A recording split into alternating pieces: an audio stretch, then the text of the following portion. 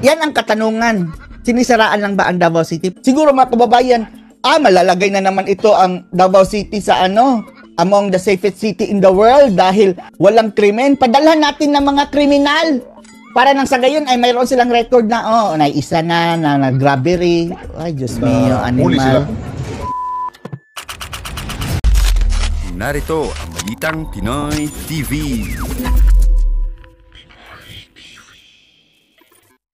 Anong klaseng kaululan ang nagaganap ngayon under the Marcos administration, mga kababayan? Diyos mio. Natatandaan nyo, ang Davao City, ang isa sa pinaka-safest city sa Pilipinas, mga kababayan. Dahil andyan ang mga Duterte. Abay, akalain nyo, dahil safe ang Davao City, pinadalhan ng mga hold-upper, mga kababayan, galing Leyte. Mga hold-upper daw, mga kababayan, na galing Leyte, nag-operate sa Davao City. Tingnan nyo, balita sa Sunstar Davao, suspect sa pag-hold up, mga kababayan, sa Davao City, taga Leyte. At hindi lang basta-bastang mga hold-upper, mga kababayan, na mga bobong hold-upper pa. Makikita nyo mamaya, mga kababayan, tell aside sa kung hindi ba sila syunga, dyan talaga sila ng hold up sa Davao City. Ay yung sinasakyan nilang escape vehicle, mga kababayan, na motorsiklo, ay hindi pa umandar, Diyos mio, animal. Kaya nahuli Hindi umandar. At the traffic, mga kababayan, sa red light. Habang dala-dala nila ang mga Armalite. Kaya ang sabi ng mga taga Davao City, mga kababayan, kaduda-duda ito Bakit pinadalhan pa tayo ng mga hold-upper na galing Leyte? Tapos, talagang ayaw umandar ang sasakyan nila? Gusto ba nilang mahuli ba talaga? In the broad daylight, mga kababayan, na yung last na may hold-upan na ganyan, mga kababayan, sa Davao City, matagal na, hindi na naalala ng ilan kung kailan. Panoorin niyo po, ha? Hold up na! Ayan, mga kababayan, ang video pong ito, mga kababayan, pinadala lang po ang link, mga kababayan, pero ewan na natin kung sinong may-ari niyan. Pahiram muna nito, ha? Ayan, mga kababayan. Ayaw umandar ng motor. Sige, takbo na lang, takbo. Magdala-dala pang Armalite, mga kababayan, ha? Ayan, tumakbo na. Pulis to? Namatay na naman ang motor, mga kababayan. Namatay ang makina. Itulak mo! Itulak mo! Ay, dala-dala mo yun, mga kababayan, ayan sila, mga kababayan, yung tatlo. Taga Leyte, imported, mga kababayan, may dala-dalang Armalite. Ayan, namatay ang motor, mga kababayan, sa mga syungang hold-upper. Kung hindi pa, mga ubog. Ano naman yung rescue na nila? Ay, rescue niya, mga hold-upper. Na-stoplight pa, mga kababayan, Buti hindi sila ng hold up, no? Syunga. Ayan, mga kababayan, yan ang napala. Nahuli ang isa, pero yung dalawa, mga kababayan, nakatakas pa. Sa mga nagtataka, mga kababayan, akala ba namin safe ang Davao? Ang ungas, itanong nyo sa Bangag Administration. Talaga namang safe ang Davao City Pero anong ginawa nila, mga kababayan? Pinalitan ang lahat ng mga station commander. Pinalitan ang Chief of Police ng Davao City. Pati ang Regional Director, mga kababayan. Pinalitan yung mga taga Davao City. Tinanggal at pinalitan ang mga taga Maynila. Tapos ngayon, nagtataka kayo kung nalusutan sila ng mga hold-upper. Pero isa lang naman yan kung nalusutan man sila, isingsin nyo kay Bangag dahil pinalitan nila ang mga leaders ng mga pulis dyan. Pero at least, nahuli pa rin, mga kababayan, yung isa. Taga Leyte. Buti nga. Buti nga. Mga ulol, mga kababayan, ang sabi ng ilan, kaduda-duda.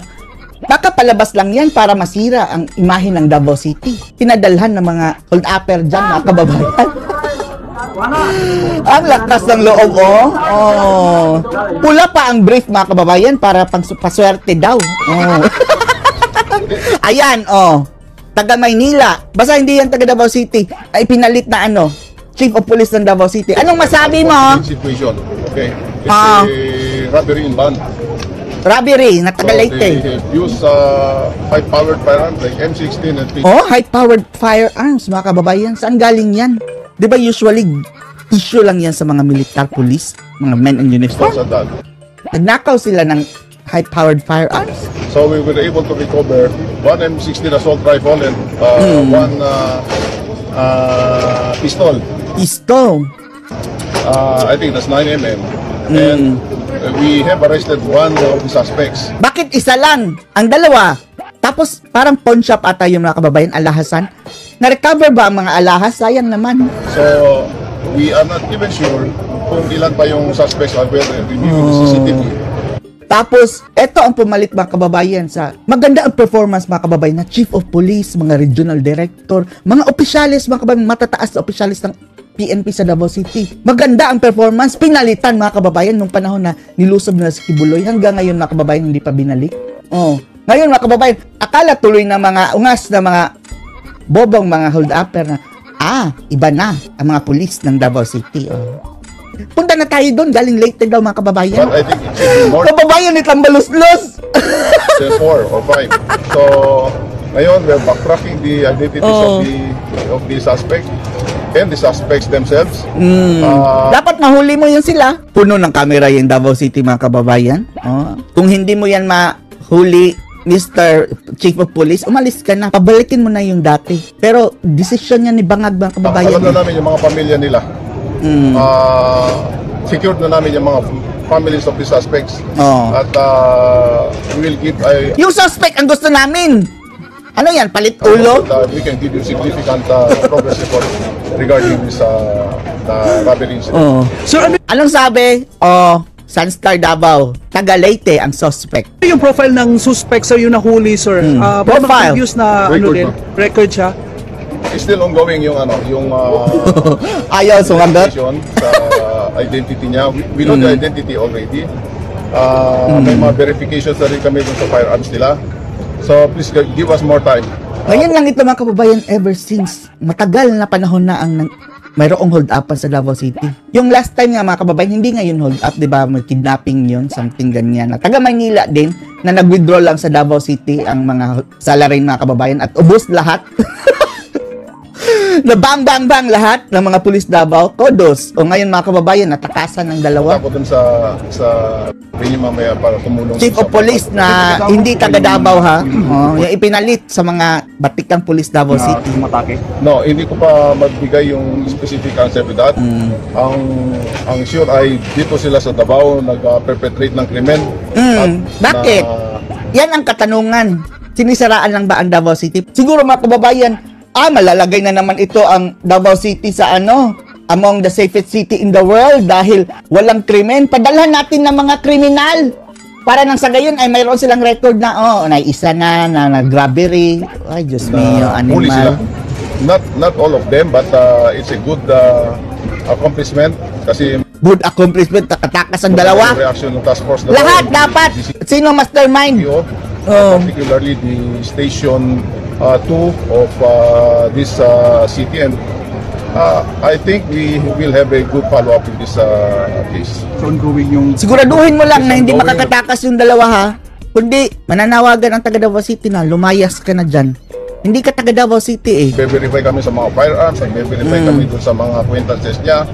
We're doing some technical capabilities that we have, so I think I can. Sayang mga kababayan, masasali na naman sana ang Davao City in one of the safest cities in the world. Kaso lang, parang may tanim robbery ng mga, ewan lang natin kung sino talagang may utos niyan mga kababayan. Yung mga sindikato siguro ang gustong dungisan ang mga Duterte o ang Davao City. Hindi na yan masasali mga kababayan sa safest city dahil mayroong robbery. Give you more reports, maybe give us more time, like maybe 3 hours more. Dini reaction sir sa nagsabi na scripted daw. Yan. Sa mga Netizens. I don't dignify such a statement.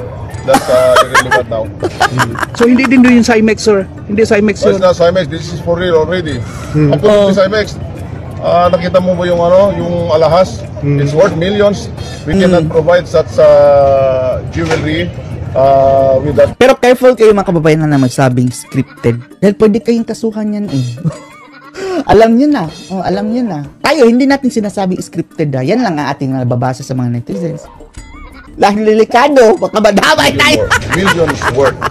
Accounted lahat, sir, yung jewelry na No, wala? ina-account pa it's the owner who can account if it's complete or not. But suffice to say that we were able to recover a significant amount of the jeep. So sir, niyo po sa mga nagbabalak sir na gumawa ng same incident? Well, not in Davao. Not in Davao. Oh. That's all I can say. Not in Davao. Sir, possible ba malaking grupo ito? Yes. Oh, mayroon pa yan mga kababayan. Hindi lang tatlo yun. Mayroon pa yan. Baka kasunod. Tingnan mo ito. Organisado. Organisado Sa sila. lahat talaga sa Davao City mga kababayan, Ismia. Mandak kayo kay Digong. Malapit na si Digong mga kababayan. And there must be tips there. Very accurate yung ano nila. Very accurate yung mga actions nila. At kung uupo na si Digong mga kababayan, sana palitan na ito. Oh. Ibalik na yung mga dating pulis mga kababayan. Taga Maynila ito eh.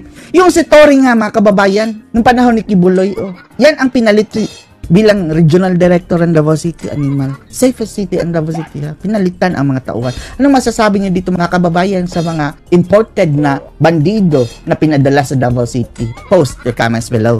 Ito na nga mga kabalita. Ano na ang masasabi nyo patungkol sa balitang ito? Please comment down below mga kabalita. Pag-usapan natin yan sa comment section. At kung di ka pa nakasubscribe sa ating channel, baka naman